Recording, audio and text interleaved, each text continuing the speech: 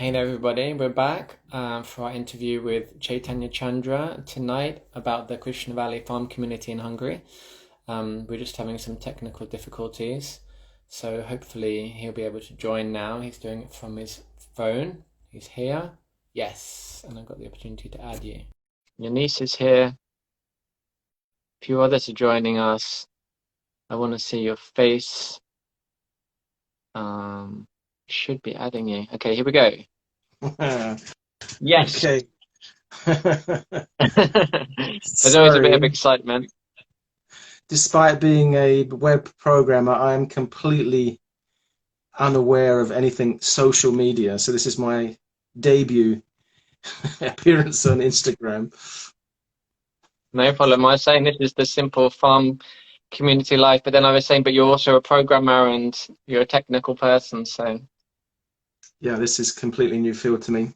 Anyway, thank you for inviting me. thank you for joining us. Very nice to see you, Prabhu. Haven't seen you for a long time. Yeah, it's been a few years. Yeah, I was saying in the introduction, well, now it won't be recorded because I deleted that recording, that I'll be asking you about the farm community in Hungary, but I Mhm. was also living there for 10 years, so I'll be asking questions that I'm familiar the answers with, but to share knowledge, and you have so much to tell us about that farm community. So maybe you could just begin by sharing how did you go to Hungary? When did you go there? How did things develop for you? And like a little bit about your story in Hungary, because you're from England originally, right? That's right. I met the Krishna people in '86 in London, and I was living in Romford area at that time. And I was an engineer at the London Transport Bus Company. And close to the end of my contract with London Transport, then I met the devotees and I decided to join the temple. And I lived there at Soho Street. You also lived at Soho Street, right in the center of London. And I lived there for some time. And then after a little while, I became the secretary to the head monk. That was the head monk there, who was responsible for the activities going on in the UK and also in Hungary and a certain part of India. And so we traveled between India, Hungary, and the UK. And when that term finished, it was around about 3 years, then I had a real desire to stay here in Hungary. It was a new movement here in Hungary, and there was lots of opportunity, and I really liked the people and the opportunity that was there. So I stayed, and that was before the farm was. Before we actually founded the farm, the idea was there for a farm, and so that was right around about 1991, and we bought the farm in 94. So immediately when we bought the farm, I moved down. I was one of the first ones to move down. I lived in Budapest before then. And that's 27 years ago now. I just calculated that earlier. So I've been here for 27 years. And yeah, there's been lots of things going on. And it's been an interesting experience, which now in my new service, we're trying to replicate in other countries. We have Hmm. since then, I've been involved with management here in Krishna Valley, and at a certain point, about 2 years ago, the the area, that same monk actually, he retired, and a younger gentleman, he became the responsible for the Southeast Europe area, and we're trying to replicate what we see here in Yuvrajadam or Krishna Valley in Turkey and Romania and Greece and other countries. So I'm involved there also, which is very exciting because uh, there's such a wonderful community we have here. It would be really nice to have something similar, and I think you're doing the same there in the UK. So that's also very interesting. Actually, one of the people we have listening is listed here, the Rebel Farmer. He has a farm nearby here, and he has a very nice setup. He's a local producer. He's very connected with the local community. He has a place where people can come and stay. So he's also listening to the broadcast now. Okay, Fantastic. so maybe you can tell us something about what is actually there in Krishna Valley, because probably most people who are listening or will listen haven't been there, have not seen anything about it. So what do you have going on there in Krishna Valley? Well, there's lots of things going on. I guess from a, a macro point of view, it's a organic farm community with a very strong spiritual overtone. It's more than an overtone; it's the actual root of the whole project. Besides just organic farming, there's a culture amongst the residents and the people that live close to the farm of to build a community, and the actual core principle that keeps everyone together is really kind of a spiritual understanding and a spiritual practice, that everybody's actually involved with. So not everybody's involved with farming, but everybody is a part of the community, and everybody is a practicing, to some degree or another, a practicing devotee of Krishna. So that's the macro, and then the micro is, there's lots of things going on within that. So we have cow protection, which is our Goshala program, where we're looking after the cows and the bulls. And then we have agriculture, which includes grains and vegetables and fruits and so on. And then we have children here, so we have school and nursery, and secondary school actually is recently going to be introduced. And then we have elderly folks, so there's a kind of social system as well to look after older people. And then there's everything that comes with that. You have people, you need a place to live, you need you need some kind of monetary movement, or you need to have some basis of exchange. So there's lots of different things they're connected with that. And besides that, we have the temple, which, as I mentioned before, is the foundational, the core part that keeps everybody together. So there's lots of different departments here that deal with those different aspects, and all the devotees are engaged, not necessarily according to their nature, but at least where they can be the most productive. So Okay. So I mean, you were saying that you went there before there was any land, before there was any farm to Hungary. And I heard before that it was just sheep pasture before the farm was bought, right? There were just sheep grazing on that land. yes, Typical actually, traditional Hungarian village, right? There was nothing going on there special. no, it's a cul-de-sac. It's a village that has no through road. It's you come into the village and that's it. And so it was a farming during the communist times. It was a farming village. So we're having a farm that's adjacent to where we live, and that was where they had the pastures there for the sheep. And there was a big sheep run up there with kind of like a building where the sheep would be housed during the winter time.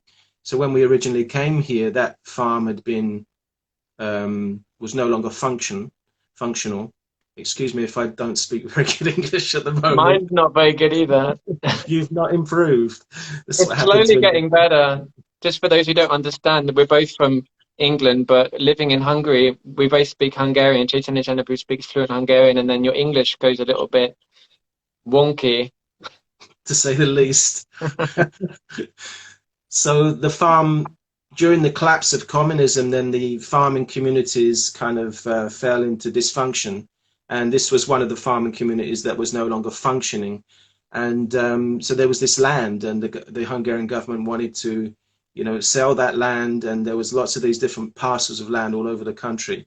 And so it's during that time that we found this place. And interestingly enough, was when we were looking for land and we came here, the local mayor, and we were talking about a village of like 500-600 people and living about 200 kilometers away from Budapest, but the local mayor had actually met Krishna people while he's been in Budapest, and he was familiar roughly with what we were doing, and he really, with open arms embraced, yeah, please come here, please come here. I love this place. It's such a beautiful place. Come here, make a community, have children, and be happy. That was his message, and it was very beautiful. And so we have, a very, very close connection with the local people. And, a big part of that is thanks to him, Lotzi.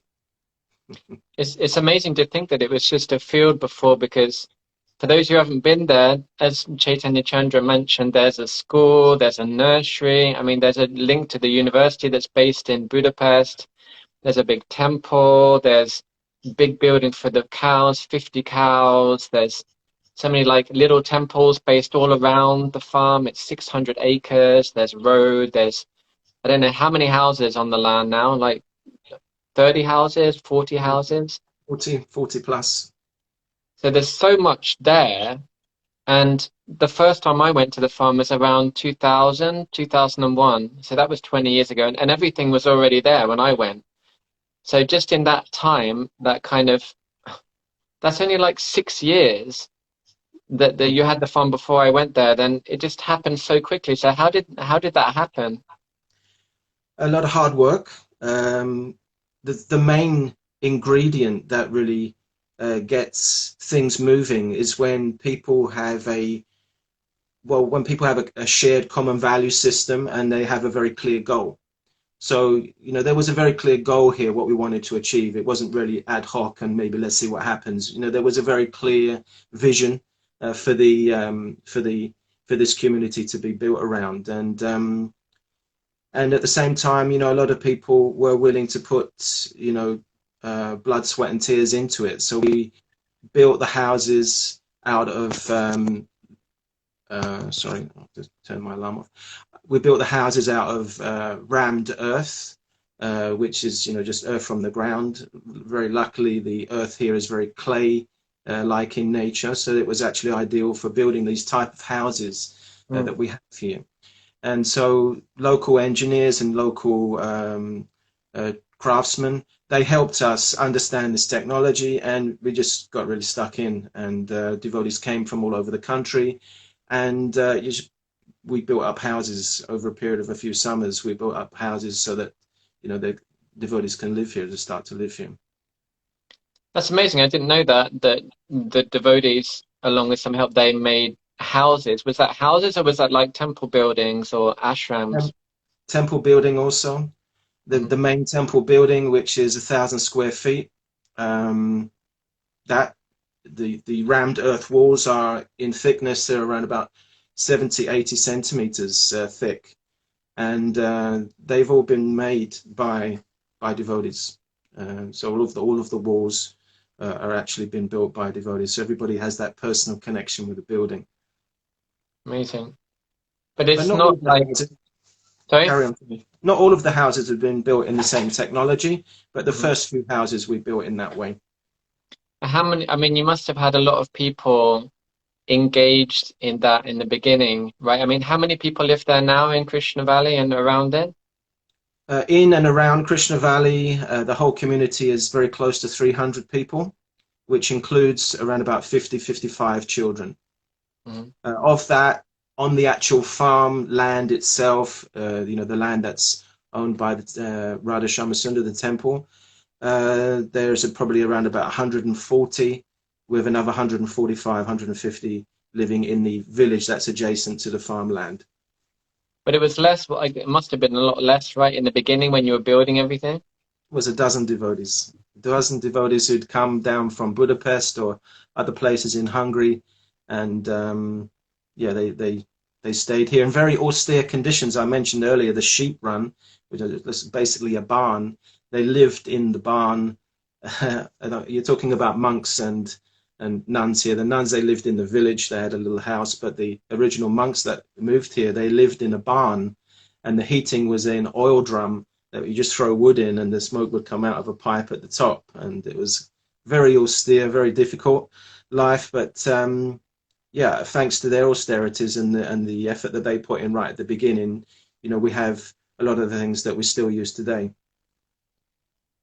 Yeah, it's a real key point. I think that if you want to get something done and achieve something, then it requires austerity and, real guts and determination in the beginning to establish that. Yeah, if there's a clear goal and everybody knows which direction we're going in, it's much easier. When it's not clear, it's a bit fuzzy. People won't be willing to commit, time, energy, money, and especially not, their own energy. They're not going to be inspired to do that. So there has to be inspiration and a direction to go in. I think also a key point is the leader that you have there in Hungary. You mentioned the head monk, Shivaram Swami, Srila Shivaram Swami is my spiritual master, your spiritual master, the spiritual master of many of the participants in Krishna Valley, that he's really an exceptional leader, is he not? He is. He's an exceptional leader. His personal example is inspirational. Um, and I've mentioned this word a few times now, the vision. So we have a very, very clear understanding of what his spiritual master wanted in terms of these farm communities. It's actually not a new concept that he brought around, but it's actually something that he inherited from his spiritual master. And really, it's basically a blueprint of simple Indian village life, if we look at it at a distance. Um, and so Srila Prabhupada, that's our spiritual master, the monk that came from India to the West and introduced this Krishna consciousness movement. He very early on established farm communities to get devotees to come together and to live a more natural, simple way of life, with a very strong spiritual, a very strong spiritual theme. So this farm community living is something that our spiritual master inherited and established here. And why do you have these farm communities? Like, I'm sitting here, it's nice and warm, the radiator's on, the lights are on, it's comfortable, I'm fine, I've got my car waiting outside if I want to go to the shops. Like, why should I live like I was going to say Aborigine, not Aborigine, like a Neanderthal. That's how my spiritual master uses that word sometimes in relationship to me as well. But, why be primitive? Why be simple? Why, what's the fixation with fire and things like this? It's like, are we supposed to like draw, men hunting bulls and stuff on the walls as well? Like, it's a developed society that we're living in. Why go back to farming when you can buy stuff in the shops? Why are farm communities important? Yeah, I mean, there's lots of different reasons why farm communities are important. And there's, like I mentioned right at the very beginning, if we look at the macro of what this farm community is, it's a community, it's a farming effort, and it's also a spiritual. So one part of it is spiritual, that, like-minded people live together for a common goal, a spiritual goal. And, our spiritual goal, to obtain spiritual perfection, to reawaken our dormant love for Krishna. We can do that so much more easier when we're together with other devotees practicing the same thing. So that's one thing, and that's very difficult in a city. You can't. I mean, we lived in the city. Both you and I lived in center of London, Soul Street, but it's limited in some way. It's impossible to live close to the temple. It's so expensive. But in a more rural setting, it's easier to live, and it's more conducive to live in the rural environment. Simple living is much more peaceful. We live such a hectic life. There's so much going on that it's a very difficult thing to be able to live that kind of pace and at the same time live an internal, a spiritual kind of existence where trying to focus and advance spiritually. So it's kind of in conflict at a certain level. Living a rural lifestyle is actually, it favors spirituality. And another part of that would also be, unfortunately, during this particular time that we're in, which will be marked in history as the pandemic, the COVID time, we're seeing that people, that commodities that might be difficult to get, or a lot of people losing their jobs, but the people in the countryside have been living in abundance. This actually last year was a bit of a revelation for me. Even though I live here on the farm, I've always been involved with management, and I didn't really do too much farming. In fact, I didn't do any farming. But last year, mainly due to staying at home, we done some gardening here. And it was so peaceful and satisfying. And the fact that we're still eating today the things that we made last summer, it's very sattvic, it's very in the mode of goodness, it's very conducive to a very peaceful lifestyle. So there's lots of different aspects to that. Um, so there's different answers to the same question there. And I think some of the reasons why farm communities are emphasized in our community is also the potential of society collapsing in one way or another, no, whether it be economically or socially at some point. Is that correct? Yeah, it's a possibility. Yeah, I didn't go to the end of what I was just thinking there earlier when I answered your question. But yeah, things could go downhill very quickly. I mean, it's not like a doomsday idea where we have everything and then we're all bunkering up and prepping. But to be a little bit conscious of what the possibilities may be, and to be a little bit prepared. That has to be there. That has to be there. I have a friend also from the same area where we live. Actually, he's from the same place where you come from. He lives in Budapest. He's also from the UK, and he was saying that he doesn't have work, he doesn't have money, and that means he can't pay for the bills. Whereas and he doesn't have a garden because he lives in a flat, so it's very, very difficult. But someone in a similar circumstance here in the countryside, just with the matter of a few seeds and just being out in the sun, you can live. So it's survival. It's really survival as well. Neanderthal, heating with wood and heating and living very simple. We don't live in poverty or in squalor. The houses here that we have are very wonderful houses, and they're warm and homely. So there isn't a problem like that. It's not like cavemen, cave women. I remember one time Prahladananda Maharaj gave a class and he was saying that wealth is clean water, real food, um, relationships, and not having to travel all the time to work. He's saying because our whole conception of what wealth is and like abundance these days is, I don't know, have you got a cool car or have you got lots of jewelry or have you got a lot of money in the bank account? So it's the conception of what is valuable is maybe different than what the Vedas say about that.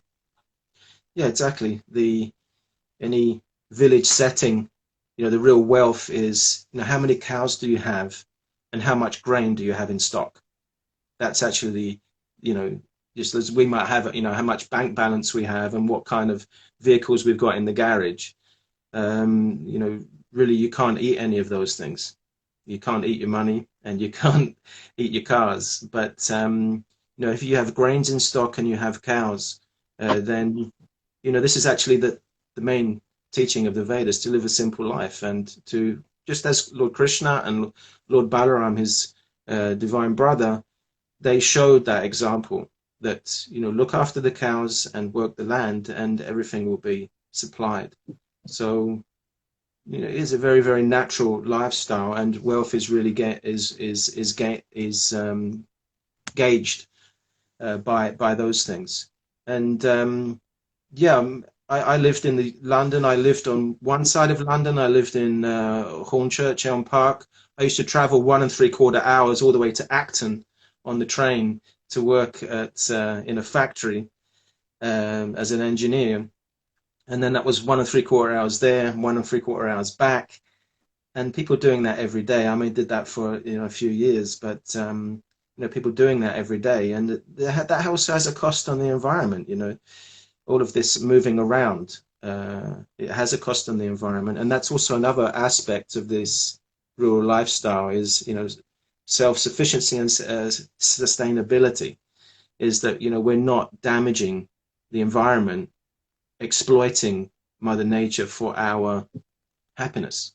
That we can live here with a minimal, eco footprint, not harming nature, but actually maybe helping nature, and that way, we can all live side by side in harmony and actually um, give the next generation a chance. Because if we exploit nature and we carry on in the way that we are, on this wholesale fashion of exploiting nature, then our children and their children, they just won't have anything really to inherit except for problems. Mm. Yeah, yeah, it's a very good point. I love the concept, as you were saying, that you have, oh, Brian here is saying that I did that every day to Canary Wharf from Radlett every day, 2.5 hours each way. That's Yeah, 5 hours travel every day. yeah, it's crazy. But getting back to what you were saying, that I love the fact that you have nursery there, you have a school, and then like I said, there's a university. You can do a degree there. Like I did a degree there in Krishna Valley. And then there's so much to do after you finish your degree, it's like farming or looking after the cows or management or being a full-time priest or whatever. And then you have older members of the community, and there's a few people who have already, we would say, left their bodies or they've passed on, they've died in Krishna Valley. So it's like a whole spectrum, the whole circle is there. And I think that's such a holistic thing that you can go there, you can live there, and you can be peaceful, that if I give myself to being useful and serving, then I can be taken care of for the whole of my life. Yeah, to be engaged. I mean, we all want to be useful. We would all want to be accepted, useful, entities in society. Um, and we all want to be happy. That's universal. We all want to be happy. And, for me personally, being happy, I'm happy helping other people. I'm happy meeting people. Um, and living a very simple life is conducive also for what I'm thinking about as the goal of my life. But yeah, from the beginning right until the end, there's a place for people to connect spiritually and to engage their energy. And according to their nature, they can do, certain activities that will just enhance the community. So yeah, there are people engaged, as like you said, as priests. So that's in that the more spiritual aspect. Some people are more engaged in farming because they know that, and it creates a very colourful society as well, where people can really flourish and really contribute something for the next generation, because ultimately, we have to go on. And if you have a very conscious idea of what you can create and what the direction is, then you can think ahead and you can try to, in a very community level initiatives, build for the future. And that way, it's ever increasing, and Anandam Buddhivardhanam, it's ever increasing, and increases much more joy. I'm just thinking of different circumstances here where we've got now some children that are kind of teenagers and they're trying to find what direction to go. And I was thinking of myself in that situation. I was interested in engineering and electrical things, and I kind of found roughly where I want to go. But because there was lots of things that I could connect to, I found a job and I could get on in life. But necessarily the children here living in the countryside, we might need to create those situations for them to be able to be engaged, and for them to explore what kind of things they're really interested in. So that at the moment I'm in that kind of space where I have a facility to maybe give an opportunity for employment or to learn certain activities that would be useful for them individually and also for the community. So yeah, that's a part of it. Thinking of the youth, making youth, and looking after the elderly, and keeping the ball rolling. Having so many guests coming here, having so many festivals going on. There's a lot of work to be done, and that takes a lot of organization. And to find the right people for the right job, from the youth right until the senior ages, there's a place for everybody, and everybody can feel welcome, happy, useful, and can achieve ultimately our common spiritual goal. It's an amazing thing that with farm projects, then it's something that builds over generations as well. It's not like a short-term spurt. It's like children are being born into these communities. And as you said, you're trying to help them to find engagement in those communities. And also, I think the self-sufficiency also grows over time and takes time to develop, right? I mean, you can grow some vegetables quickly and you can, bring in some cows. But in terms of being self-sufficient economically or growing clothes, I mean, making clothes, growing what you need for them and making your own buildings and stuff like that. I mean, these things take longer, right? He's laughing at my English now. Yeah, yeah, he knows. Growing clothes.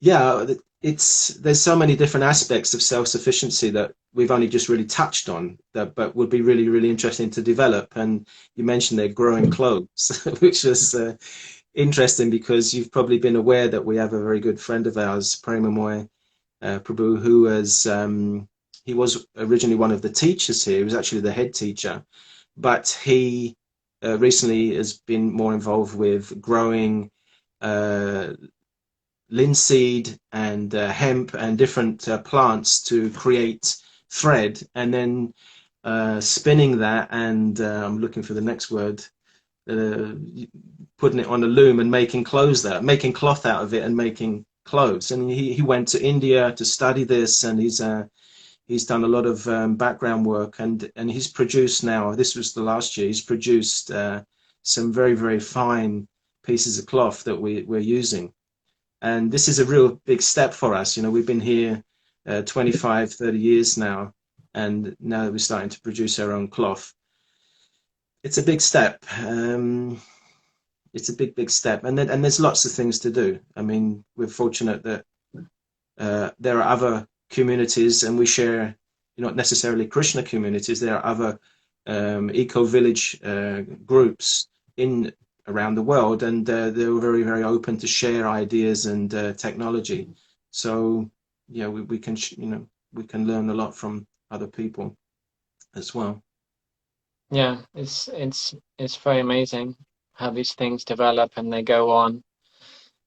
Yeah, it's very amazing. But I wanted to ask, there must be, I mean, it sounds like utopia. It sounds lovely.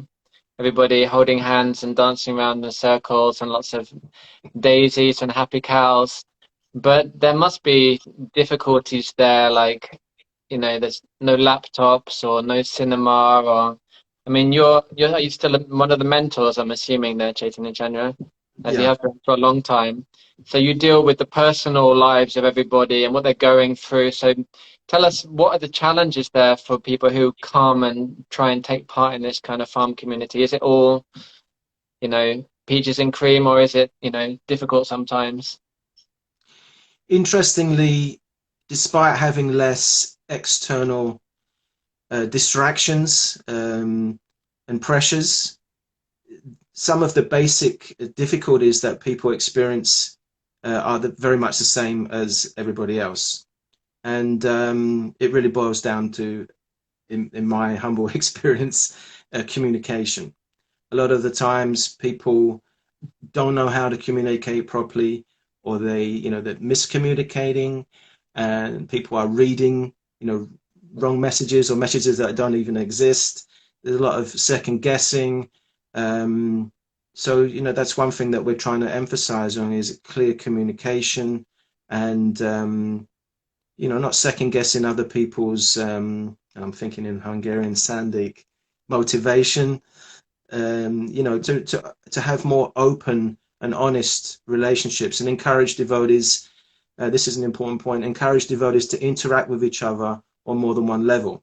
And I say that because here on the farm we have different departments, so there are people are engaged in different activities, and they have an authority. Just as like you go to a workplace and you have a boss, and you have work peers. But that's one level of interaction between two people, or a group of people.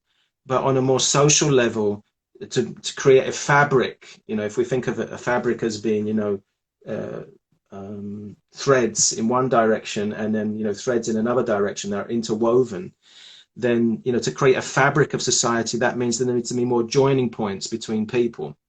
And so rather than just the authoritative line, you know, having a boss and a workmates, we also need to have a social structure by which, you know, people can interact with each other and, you know, create friends, and not necessarily with the people that they normally would have just chosen, but having to interact with people that might have find themselves on the outside of the community or on the edge of the community, and giving people the opportunity to meet people, interact with people on a social level that normally they wouldn't have got that chance to do. So that's also very, very important, that to understand that, you know, uh, the basic difficulties that people have are interpersonal relationships, and a lot of those problems are coming from, you know, lack of communication skills. So that's something that we kind of emphasize on, is, you know, sit down and speak with each other and try to understand each other, help each other, and learn how to communicate correctly, properly, whatever the word is. In whatever language you can. In whatever language you can, whatever way you can, but that needs to be done. Okay, that's very interesting. So there's still people, everybody living in Krishna Valley, they're not all perfected beings. No, our spiritual master, you must have heard him say, it's like a hospital. We're all in there for the same purpose, to get better, but to varying degrees, we are still afflicted with some kind of disease or a problem. So yeah, we might be going all in the same direction, and we might be going faster or slower. But it doesn't mean to say we're all perfect. And, you know, we come with baggage, we come with past habits and tendencies, not just from this lifetime, but from previous lifetimes. And that takes a little time, you know, to kind of become apparent to us, so that we can work on it. And it requires a certain kind of tolerance as well in the community. But in general, you know, um, there are less major conflicts, you know, than we would normally have with the same number of people in, you know, in an outside community, just because of the common goal, the common direction. Okay. And you mentioned a few times that an important aspect of Krishna Valley is the spiritual aspect. Do you have common values? So does that mean that it's only for, that it's kind of a closed community, that it's, you know, for strict Hare Krishnas, and, you know, it's kind of taken away from society, you're all there to practice your spiritual life? Or is it open for interaction for other people? And if so, then in what way can people get involved or become a part of your community there?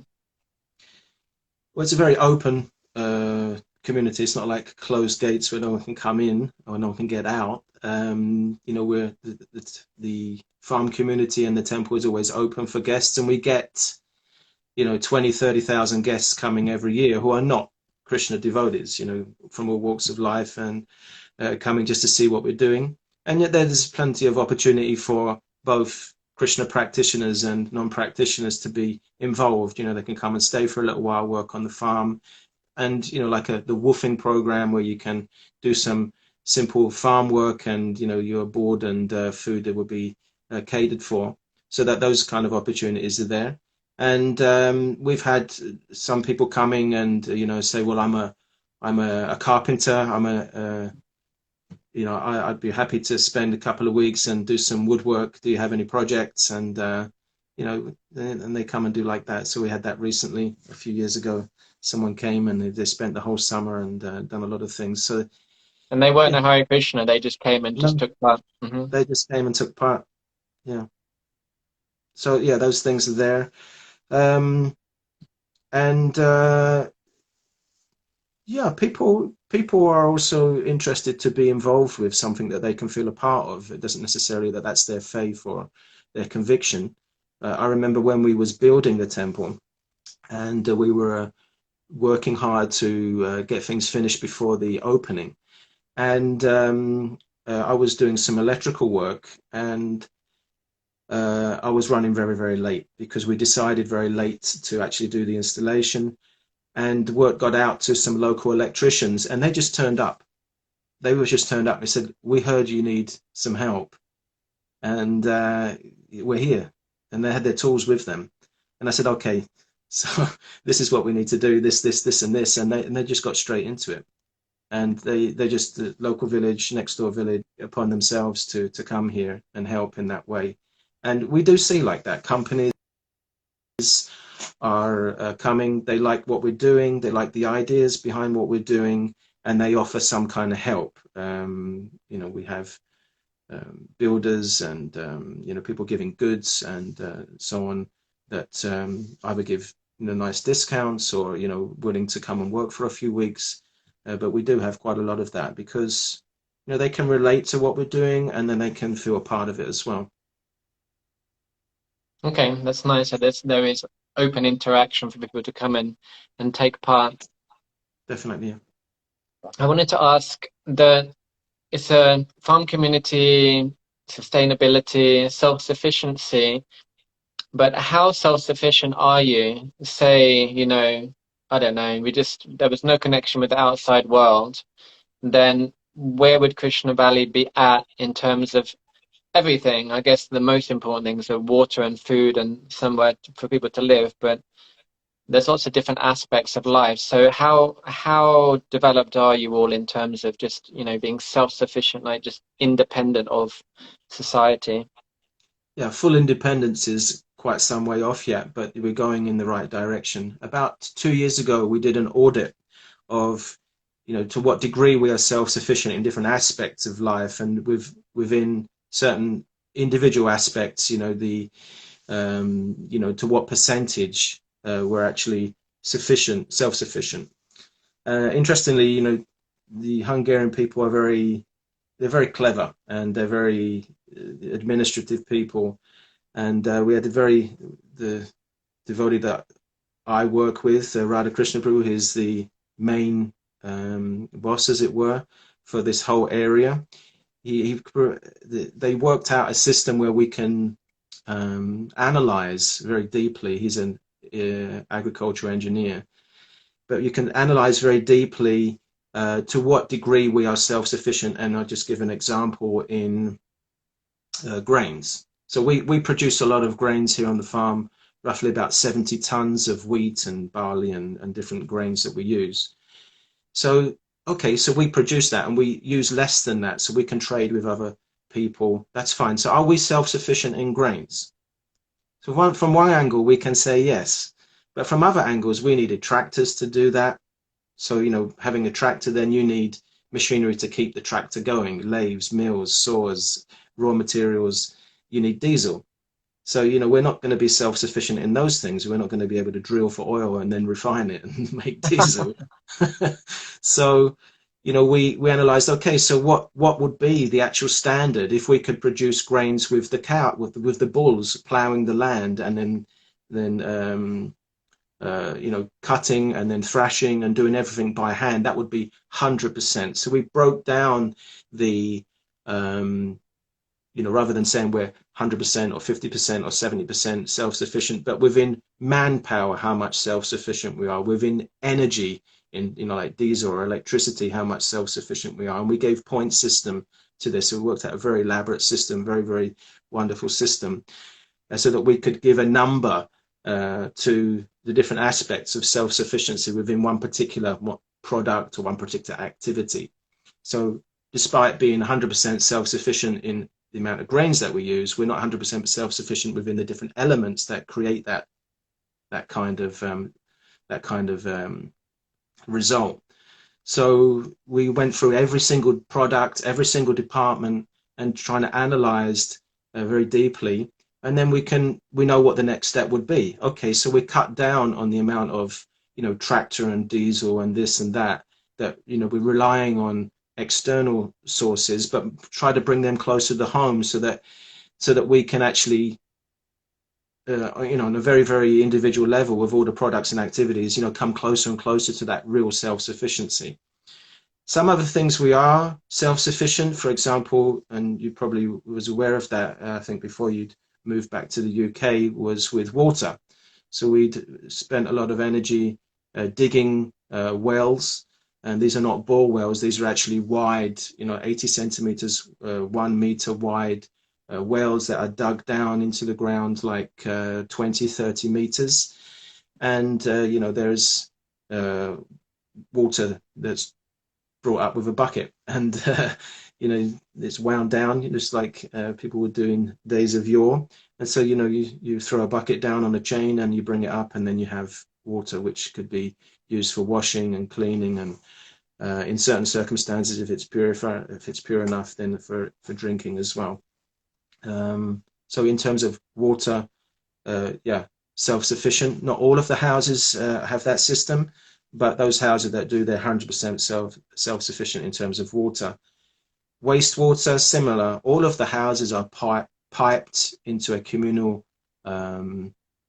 sewage system, and that sewage system goes down to a place where we treat the water, we filter the solids, and it goes into a three-leveled reed bed filtration system, and certified grey water comes out at the end, which goes into a stream. So that's, in terms of wastewater management, it's 100% self-sufficient. So some aspects, yeah, 100%, some aspects 80%, to varying degrees, but at least with this audit that we did, we can see the different what is the natural next step for that particular product or that activity to go forward towards self-sufficiency. So it's a difficult question to answer. To what degree are you? Plus, a lot of things are seasonal. So vegetables, you can create lots of vegetables in the summer, but then you need also to be able to preserve them to use in the winter. So we have bottling, and we have drying, and so many different things that we use, clamping, to be able to preserve them for the winter months. And last year, thanks to COVID, we stepped that up, and a very amazing results. So yeah, that was actually very good for us to have a much more determined effort into the farming and the development of systems to preserve for the winter months. So yeah, varying degrees, we're going in the right direction, but it's going to take more than this one lifetime. It's going to take a few generations to come to that stage where we're fully, and certain things we'll not be able to. Salt, we haven't worked that one out yet. Pepper? Pepper? Yeah, we have plenty of pepper. We live in Hungary, it's the world of pepper. We just use pepper instead of salt, and tomato ketchup. Could you grow your own tomato ketchup? We can do anything you want, Peru. Yeah, tomatoes, unbelievable tomatoes here in Hungary. Lots of different types. We have a couple of young boys that have been to agricultural university, college, and they're very, very educated, and they're very much into experimenting also. So we have dozens of different types of tomatoes, and they refine. So we try different types of tomatoes, and then these ones were really good, and then you carry on with those the next year. And so yeah, tomatoes, we have tomatoes coming out of our ears in the summer. It's crazy. It's such an amazing thing, like I lived there, but just hearing about it now, it's amazing to what degree that it's reaching. You were saying about, traditional Indian village life, but just the whole kind of science behind it. Like, I'd be really interested to see that document about, how self-sufficient you are and how you analyzed it. It's fascinating. And you were saying that you were trying to establish farm projects in different areas like Romania and Turkey and different places. So in any way that you can help us over here, give us some direction or guidance would be great. Over here, there's where we are in Ashford, there's lots of farms around and lots of farmers and lots of people who are producing for the local community. So, and people are buying their products because people are becoming quite conscious of that these days.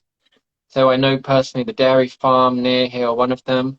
I know people who grow apples for, it's not Rudyard Kipling, I said that in a different interview, for Mr. Kipling. And people growing all different things, sheep farmers who have been there for 100 years. So all of these farms are nearby, and they're all known as personal producers, and you can buy their products directly. So there's an interesting milieu, it's an interesting space in ways that could be connected to.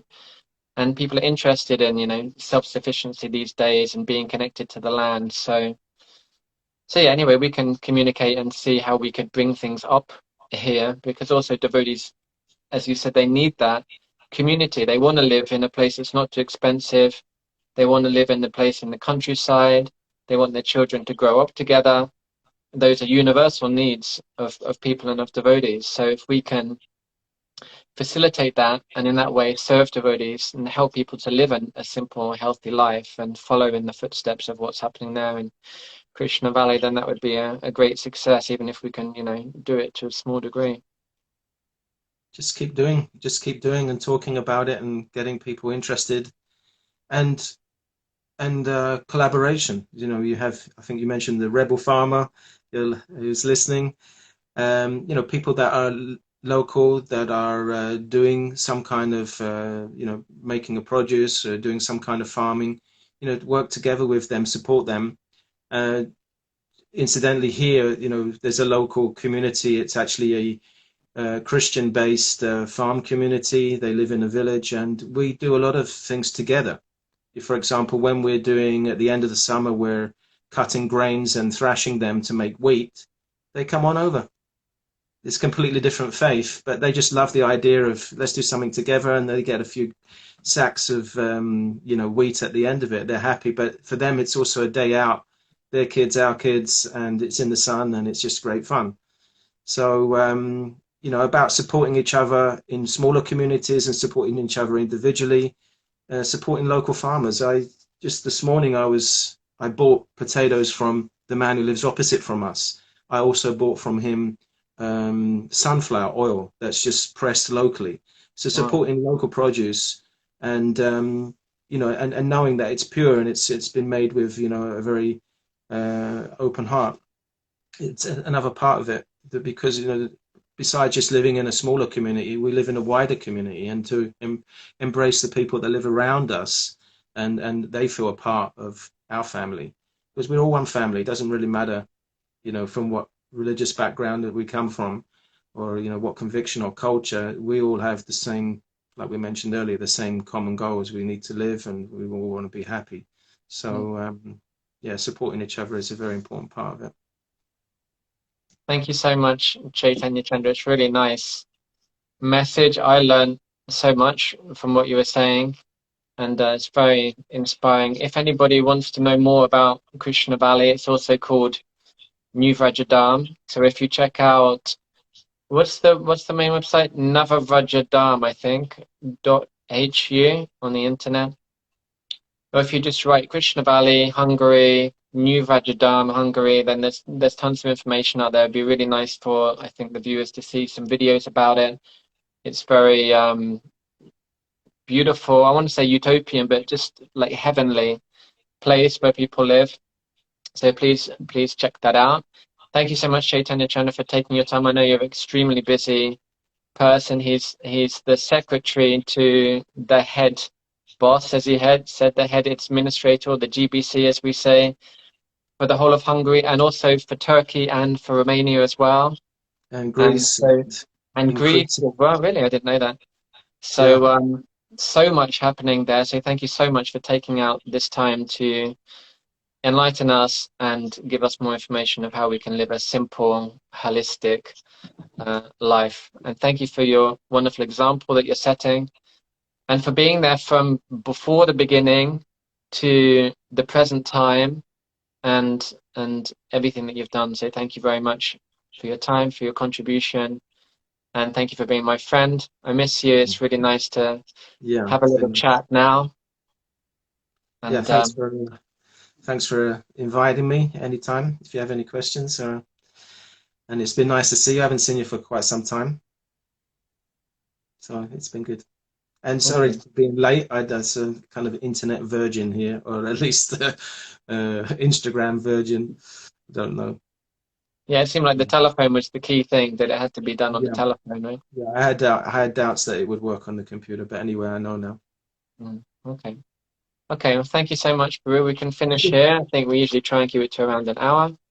Great. And I mean, we could easily do another session again later. There's so many different aspects we could talk about. So see what your users, what they're interested in to hear about, and then I'll be more than happy to speak some more, to ramble on some more. Okay. Thank you so much. Okay. Okay, thank you to our viewers who came and took part, and we'll upload this later to YouTube, so if anybody wants to catch it then it will be accessible for the next 10,000 years. Okay, thank you all very much. Hare Krishna. Hare Krishna.